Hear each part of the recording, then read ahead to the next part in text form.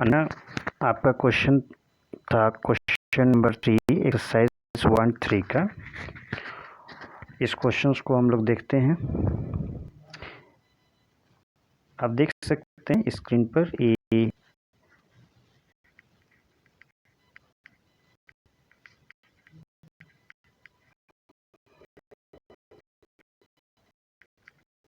Exercise 3 जा रहा है, उसका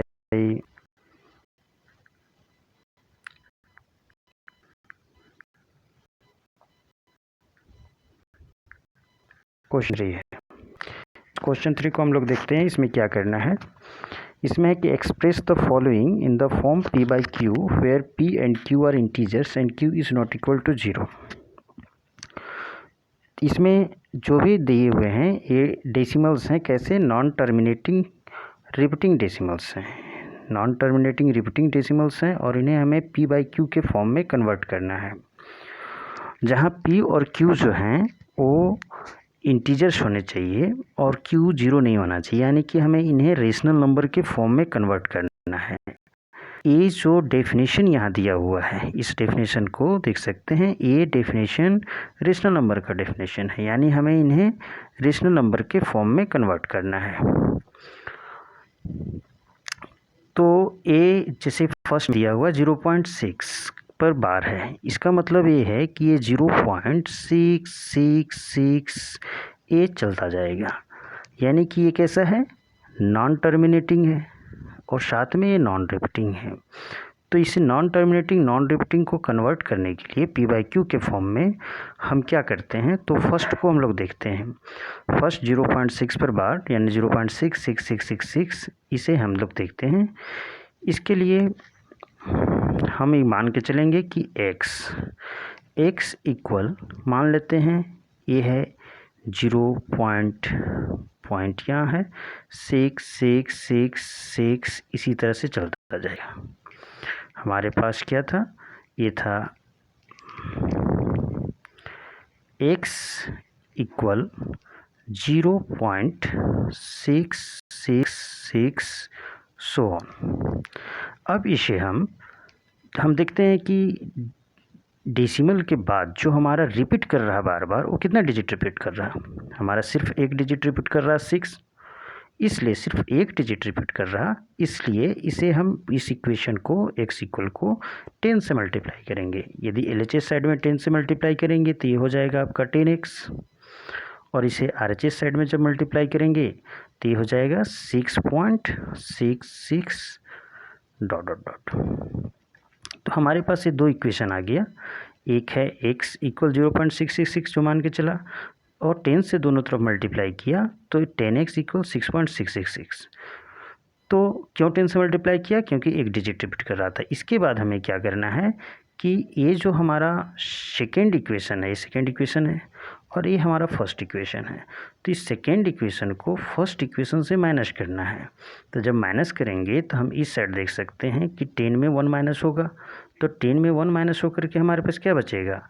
यहाँ पर हमें बचेगा 10 माइनस 9x, और इस साइड में जब हम माइनस करेंगे तो 6.66 में 0.66 को माइनस करेंगे तो इस साइड का तो 0 हो जाएगा हमारा, यहाँ 6 भी लिख सकते हैं।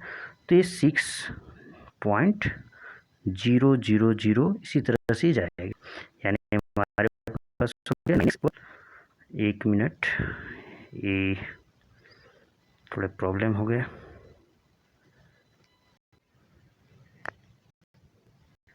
तो मैं बता रहा था कुछ दब गया था, प्रॉब्लम हो गया था।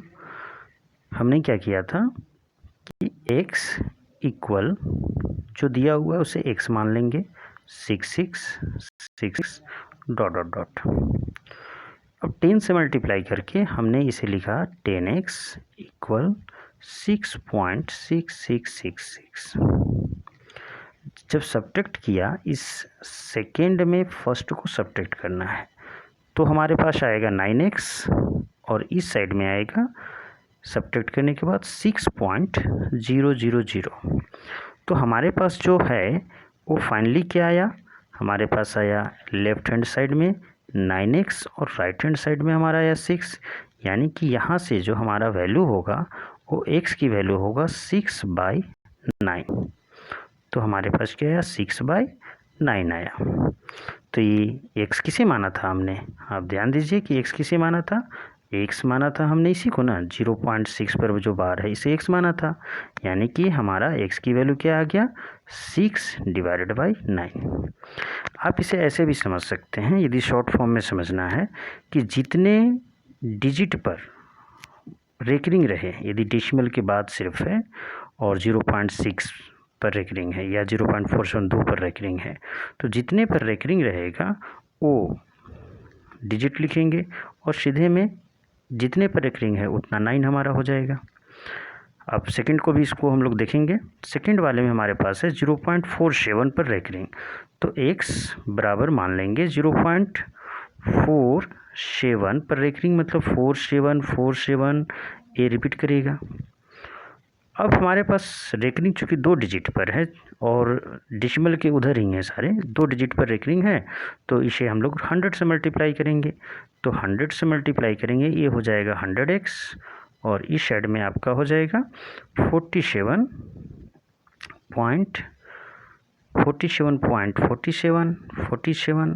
और सो ऑन चलता जाएगा। अब इसे अगेन हम लोग, ये सेकेंड इक्वेशन है, फर्स्ट इक्वेशन है, ये सेकेंड में फर्स्ट इक्वेशन को माइनस करेंगे तो इस साइड में आपके पास क्या बच जाएगा, 100 में एक गया तो 99x और इस साइड में आपके पास बच जाएगा 47, इस साइड में बचेगा 47 क्योंकि ये 000 पॉइंट के बाद 00 हो जाएगा। तो हमारे पास जो फाइनली आया सेकेंड के लिए वो आया 99x इक्वल में है 47, यानी कि यहाँ से हम लिख सकते हैं कि x की वैल्यू क्या हो जाएगी 47/99।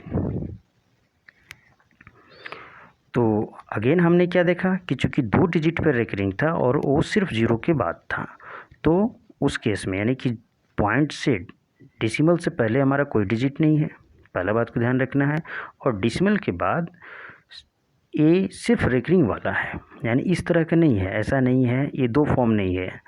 मान लीजिए कि हमारे पास रहता कि 2.4747 रेकरिंग, ऐसा भी नहीं है। दूसरी चीज़ है कि ये ऐसा भी नहीं है कि 0 के बाद पॉइंट के बाद फिर 4 उसके बाद 777, ऐसा भी नहीं है। यानी कि डेसिमल के बाद सिर्फ रेकरिंग वाला रहे और डेसिमल के पहले हमारा कोई डिजिट ना रहे, तो उस केस में शॉर्ट फॉर्म हमने सीखा कि जितने डिजिट पर डेसिमल है उन सारे डिजिट को लिख देंगे और जितने डिजिट पर डेसिमल है उतना 9 नीचे लिख देंगे। पहले वाले केस में उसी तरह से आया था 6/9। आप गेस करेंगे तो थर्ड के लिए यही चीज़ है, तो थर्ड के लिए हो जाएगा 001 और डिवाइडेड बाई हो जाएगा 999, क्योंकि 3 डिजिट पर डेसिमल है हमारा, तो ये हम लोग सीख सकते हैं। अब इसको तीसरे को हम लोग करके देखते हैं, तीसरे को भी करके अच्छी तरह से देखेंगे कि तीसरे का क्या आता है।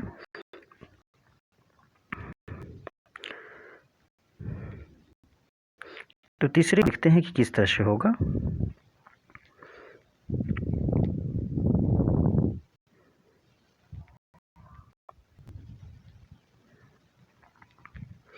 तीसरे क्वेश्चन में है तीसरे क्वेश्चन में 0.001, यानी कि यहाँ पर हम मान लेंगे कि ये x इक्वल है 0.001 और इसे जब हम मल्टीप्लाई करेंगे 3 पर है तो हमारा क्या आता है, देखते हैं कि क्या वो रूल हमारा यहाँ अप्लाई हो रहा है या नहीं हो रहा है।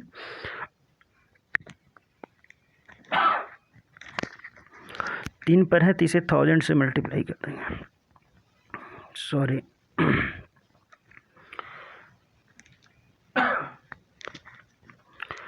और यहाँ पर हमारे पास आ जाएगा 001, चूँकि 00 पहले है इसलिए हमारा रूल जो है वो डिफ़र कर सकता है, इसलिए यहाँ पर चेक कर लेना है।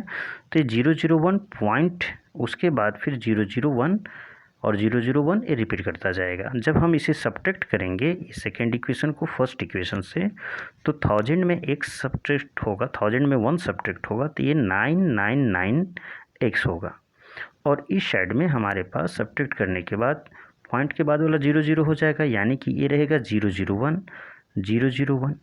तो हमने देखा कि हमारे पास ये आया 999x और इस साइड में है 001। तो मैंने कहा था आपको, इसे आप क्या लिख सकते हैं, इसे लिख सकते हैं x इक्वल 001 और डिवाइड बाई 999। तो जो रूल कहा था वो हुआ यहाँ। फाइनली इसे हम लिखेंगे 1/999, क्योंकि 001 तो ये 1 हुआ। तो रूल तो वही है कि जितने डिजिट पर डेसिमल है रेकरिंग है उस पूरे नंबर को लिख देंगे। तो 001 पर था, 001 को लिख दिया, और नीचे 3 डिजिट पर रेकरिंग था तो 39 लिख दिया शॉर्ट फॉर्म में। तो इस तरह से आपका ये क्वेश्चंस जो यहाँ दिया हुआ है क्वेश्चन 3 में वो सॉल्व हुआ। लेकिन हम लोग कुछ और भी फॉर्म देख लेंगे उसका कैसे होता है इस क्वेश्चन के अलावे। सपोज कीजिए कि आपके पास इस तरह का दिया हुआ है कि आपका है नंबर 0.27 पर रेकरिंग। क्वेश्चन है 0.27 पर रेकरिंग। एक क्वेश्चन आप अपने से कंसिडर करके मैं बता रहा हूँ कि 0.27 पर रेकरिंग।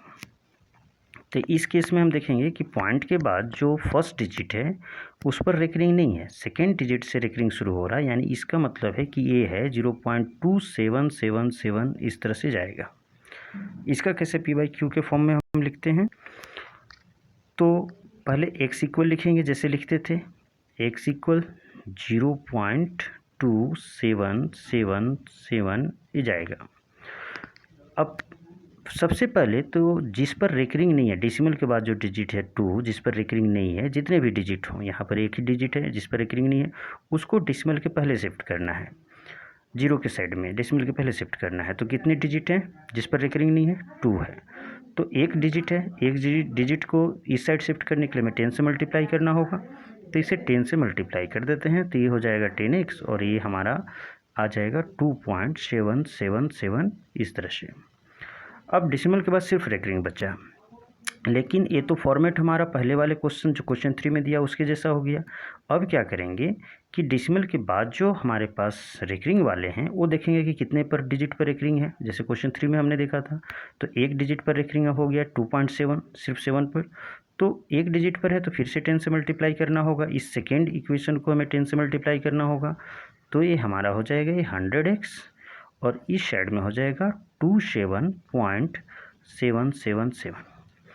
अब हम देखते हैं कि हमारे पास 3 इक्वेशन है, x इक्वल 0.2777, सेकेंड इक्वेशन है 10x इक्वल 2.7777, थर्ड इक्वेशन है 100x इक्वल 227.77।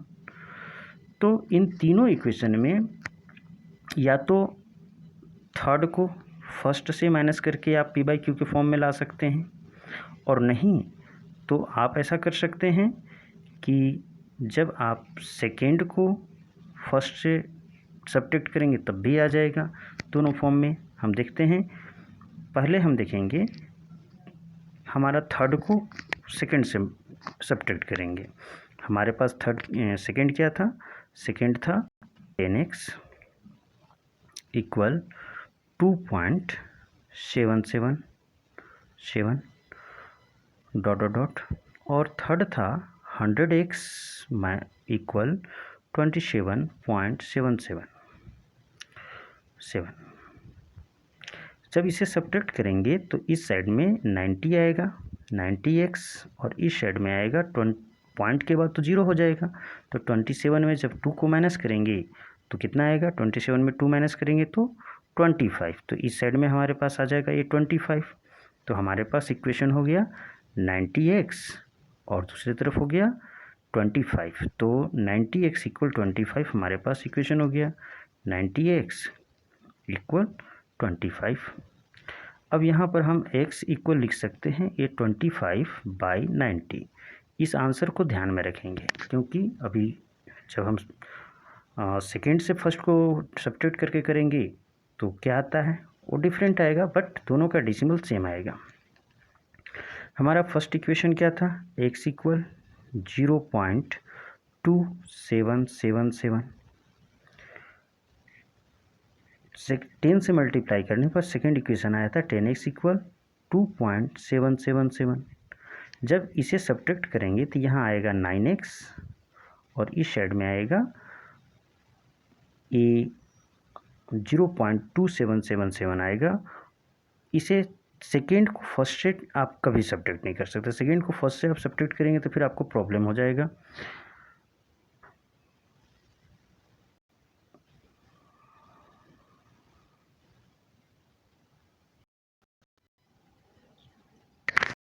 थोड़ा पेज में प्रॉब्लम हो गया था, इसलिए मैं इसको थोड़ा, अब देखते हैं हमारे पास जो आया था इक्वेशन वो क्या था, x बराबर 0.277 इस तरह से था।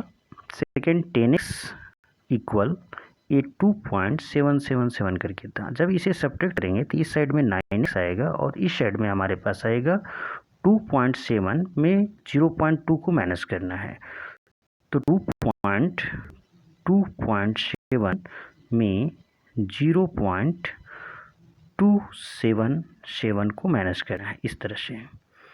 तो हमारे पास हम देख सकते हैं कि ये 0 जाएगा और 7 में 2 गया तो ये 5 आएगा, ये 2.5 आएगा। तो हमारे पास क्या आया इक्वेशन, 9x इक्वल 2.5। तो इसे हम लिख सकते हैं x इक्वल 2.5 डिवाइडेड बाई 9। जब आप कैलकुलेटर से कैलकुलेट करेंगे तो जो फर्स्ट केस में आंसर आया था x की वैल्यू और जो सेकंड केस में आंसर आया है, आप डिवाइड करके देखेंगे तो दोनों का डेसिमल रिप्रेजेंटेशन हमारा 0.27777 रेकरिंग ही आएगा। तो इस तरह से एक कंसेप्ट है, इसको आपने सीखा। और यदि क्वेश्चंस आपका इस तरह से भी रहे कि सपोज कीजिए कि आपको दिया हुआ है 2.37 पर रेकरिंग, तो भी आप कर सकते हैं, कोई प्रॉब्लम नहीं है। इसे बस आपको उसी तरह से इस 2 से कुछ लेना देना नहीं है विशेष, आपको इस 3 को इस साइड में शिफ्ट करना है फर्स्ट, फिर इस 3 को इस साइड में शिफ्ट करना है, उसके बाद इस रेकरिंग को शिफ्ट करना है, यानी 3 इक्वेशन। सेकेंड में थर्ड में सेकेंड को माइनस कीजिए, या सेकेंड में फर्स्ट को माइनस कीजिए, या थर्ड में फर्स्ट को माइनस कीजिए, उससे कोई फ़र्क नहीं पड़ता है, आपका आंसर P/Q आएगा। ठीक है, तो आपके जो प्रॉब्लम है उस प्रॉब्लम का सॉल्यूशन हुआ।